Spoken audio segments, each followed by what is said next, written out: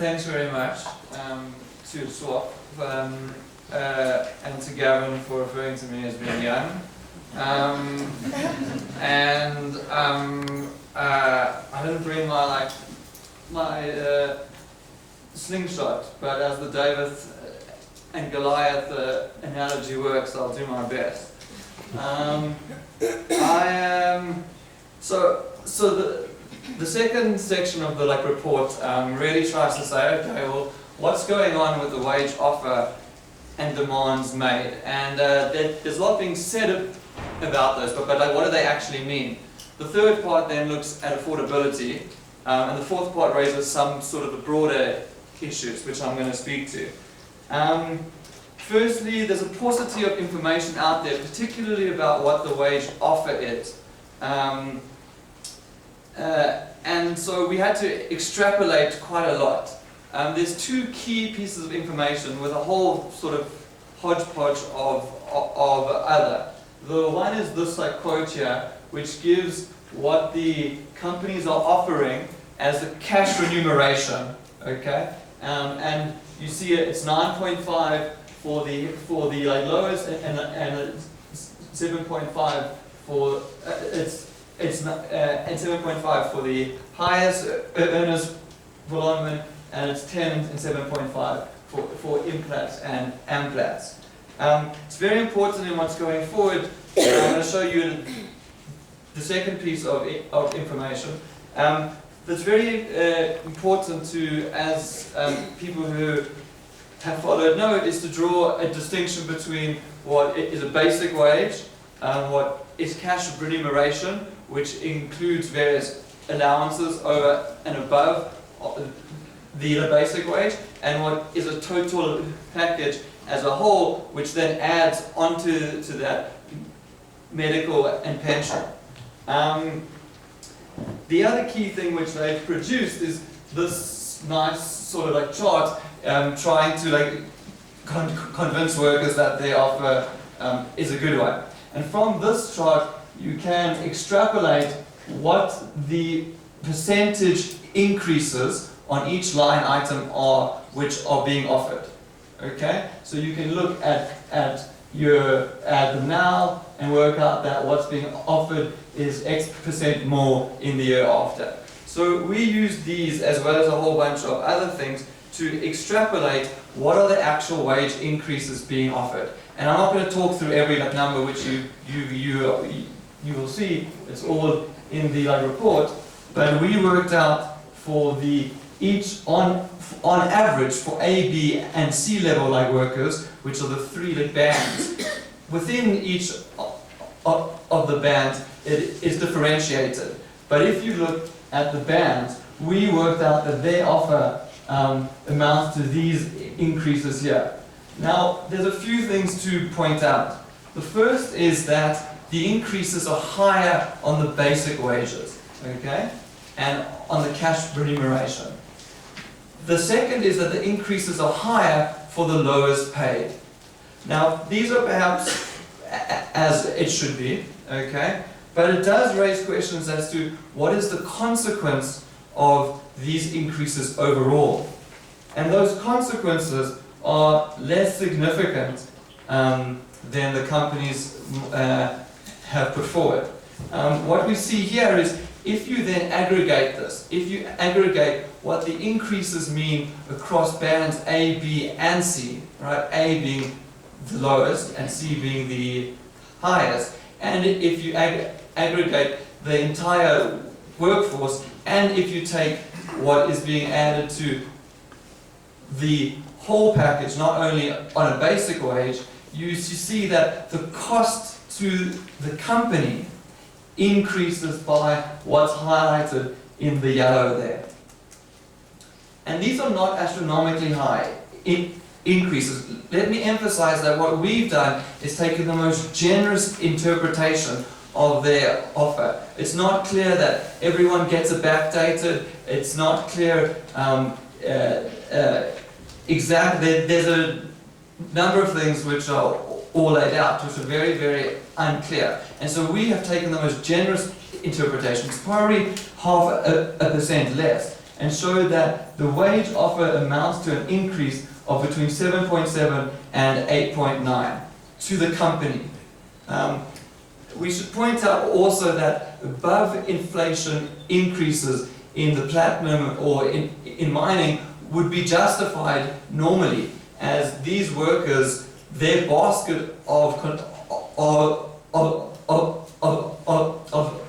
the goods which are consumed by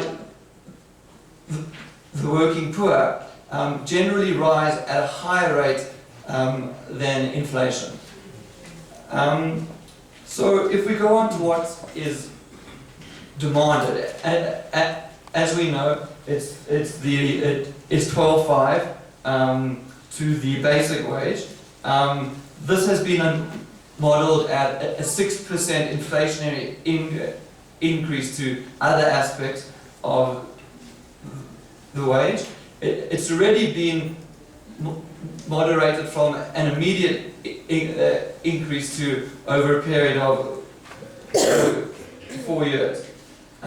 There's two ways of modeling this. The first is to say, okay, what would happen to the basic wages if we increase them by a certain percent every year, all right? And to reach that 12.5 mark, you need to increase basic wages by between 21 and 26% for a 4-year period. Lower for Longman, which is currently at a higher rate, and the highest for Amplats. The other way is to say, what if we gave a nominal increase, the same amount every year, which is what we've been informed AMCU is currently asking for, which is 1,800 Rand each year extra for 4 years. So that's two different ways of reaching this 12.5. The 1,800 applies to A and B level. For the C level, the requests are much lower, 8.5, 8, 7.5, and the 4th year actually undetermined. So we have modeled that at 7.5 also. So this is what it looks like just for Amplats. Amplats is the highest increases. So what you see using the 1,800 method is you see very, very high increases on the basic package to the A-level workers. Okay, it's higher in percentage terms at the start because 1,800 represents a higher share of a lower amount. At the bottom is if it was increased by a constant percentage. But what you can see there also is it's lower for the total package, and it's also considerably lower for the C level. So if we aggregate that all again and we work out, well, what does this mean to the company as a whole? And I'm just going to flick forward that the company claims there, that's a quote, that it means a year-on-year increase of 32 to 40%. What we show is that the increase actually is between 13 and 15% once you take account of A, B, and C grades and account of the package as a whole and not the basic wage. So it's considerably under what's being claimed. Okay, I'm going to try and move on. We then say, well, what about affordability? So as Andrew said, we don't do a demand analysis, right? So we pose a counterfactual, a hypothetical. Okay, what does the last 14 years tell us about the ability to meet these sorts of increases? It's a backwards-looking exercise. Okay, I'm going to be more than 2 minutes. I'm sorry. And the key factor is, what does the increase mean in excess of inflation? wages would increase by inflation anyway, okay, or in any like logical world. So what's the excess? And we like model that. The crucial column, sorry, I should have highlighted here, is the third one, which is the difference. The difference between what's being asked and inflation, right? For the two like scenarios which I explained earlier. We're going to use this scenario at the bottom, which shows that the difference for Amplas, which is going to be our example here, is 5.5 billion. So the wage increases would incur a 5.5 billion expense over and above an inflationary increases. Okay, so recall what Andrew showed us earlier, which is the value added. Right? This is the same graph Andrew showed, which shows a exceptionally low share for labour. As Andrew said, the average in South Africa is 51%. In that first period, they received 29. Okay, so recall that graph, which shows high shares for of the dividends. Okay. So now we say, okay, so what would this mean as a share of dividends, right?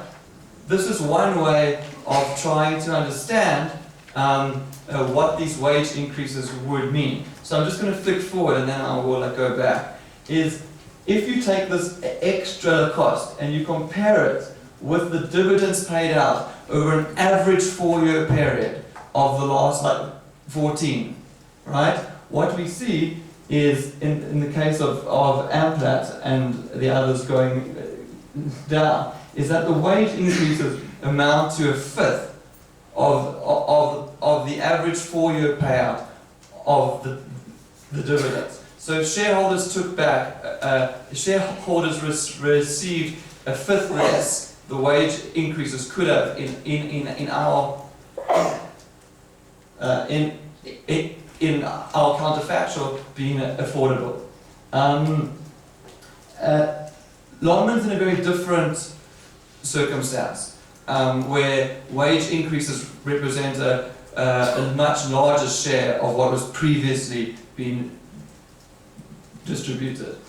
This again is the distribution of dividends, which graph Andrew showed. And the other method which we use is to say, okay, let's say that the companies ran along that average, okay, instead of being so far above or below. If their shareholders received what was received on average, how much excess money would that free up? And what we show is the graphs, this pie as a whole is the excess money over and above the average. And the red share is the wages, and the blue share is what they could have still given over in excess, even if we account in our hypothetical for the wage increases. Once again, Longman finds itself in a very different circumstance, where in fact that excess distribution would not have covered the wage increase. Okay, so I'm just going to take 1 minute to wrap up, which is to think about this in a broader sort of way. What's the point of a backwards-looking analysis if we don't answer in a conclusive way this issue of affordability? I think that if as Andrew said, the time frame backwards looking has been very, very small. It's been 1 or 2 or 3 years, and going forward it's been 4 or 5 years. But actually this is a sector which needs a plan for 5, 10, 20 years. And by adding a backwards looking view, we hope that also assists in trying to expand a longer forwards looking view. I'm not going to go through all of this, but there's a few key points. One is, how does the fiscal share of these profits get divided up? How does the state benefit, and the workers in ways which they have not. The other question is, will this lead to mechanization, which I'm just going to leave you to read in the report. But to say it's not a straightforward answer, that the answer is yes. It's hard. It's a much more complicated question than is being made out. The third is that in this long-term view, you need to think more broadly about industrial policy. How does the mining sector link to other sectors? And how can mining as a whole be harnessed for a developmental aim? And these are some of the things which a broader view calls into mind. Finally, how does this broad view take account of trying to create an orderly movement forward, a restructuring of the industry to allow for higher wages, reasonable levels of returns, and a greater share for the state and the country as a whole. Thanks very much.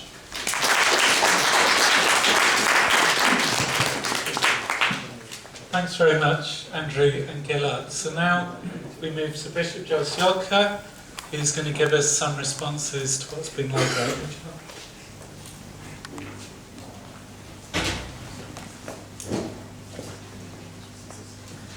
Good afternoon. Thank you, Gavin and SWOP. I think already has been said. The truth of the matter is that this is an issue about human dignity.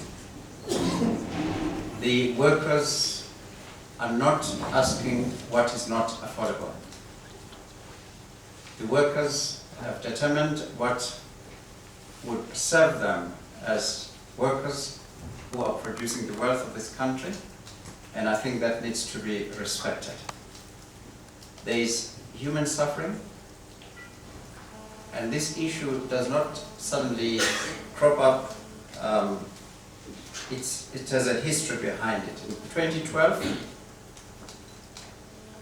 34 people died for nothing less or more of 12,500 rands. In fact, the joke out there is, will these workers appreciate 13,000? Because the 12.5 is a mindset. That's what they live for. They think and talk and do 12.5.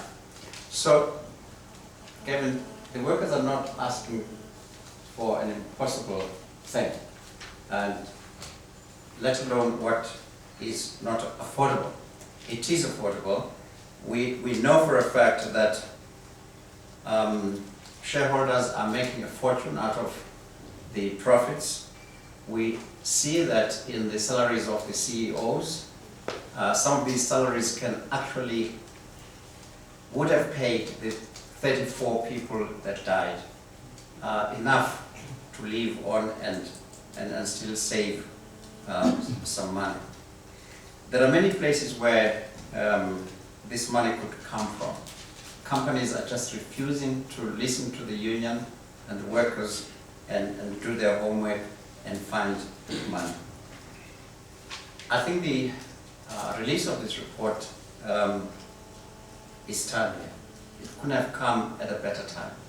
I think it has a potential to inform and influence the thinking of both the company and the state. There seems to be, to us as observers from outside, concerned citizens, collaboration between the company and the state. What is the state fearing? Because if they wanted to stop this exploitation of the worker, they could do it. But of course, the state benefits. And we know from some of our leaders who have shares in these companies. If we were to ask me what they're doing with their money, of course, they've bought buffaloes. and the workers are starving on the other hand. There's a lot of talk about loss of cash, how much the company has lost. But what about life that has been lost? And we continue to have people dying just because the owners want to make profit, but that profit is made at the expense of the poor people. Is 12,500 a living wage? This is what the workers want. They believe, as people that work underground in a very dangerous conditions, they deserve better. I mean, it's a shame when you go to Kaneng, for instance, if I make an example. I've been there several times, and I try to go to homes of the workers, and they don't want me to come there because the conditions under which they live is shameful. The area is shameful. It is dirty. There are no facilities. Children can't play outside. Sometimes you do see kids scavenging on the rubbish dumps, yet the mine is making a fortune just next door.